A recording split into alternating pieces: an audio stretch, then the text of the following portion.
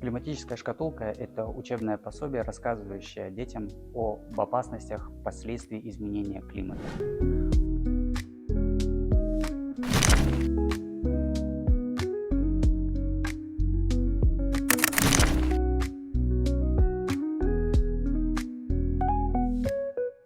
Сегодня в рамках проекта ПРООН прошла презентация «Климатическая шкатулка». Данное методическое пособие ориентировано для детей с особыми образовательными потребностями, и мы считаем это важным шагом, потому что положительно повлияет на весь учебный процесс для детей с особыми образовательными потребностями. Для этого мы использовали методологию Easy to Read, или, говоря по-русски, простыми словами или ясный язык. Формат Easy to Read применяется для того, чтобы обычные тексты, написанные для нормотипичных людей, в том числе и для детей, был доступен для людей с когнитивными нарушениями. Это очень важная работа для незрячих детей.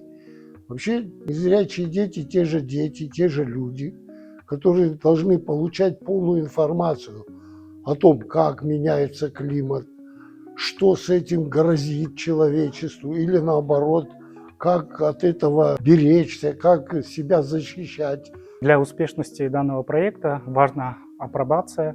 Апробация должна пройти на базе специальных вспомогательных школ, где обучаются дети с ментальными нарушениями. Сегодня адаптационный материал, он наиболее красочен. Мы делаем его доступным для максимально широкого круга детей с интеллектуальными нарушениями.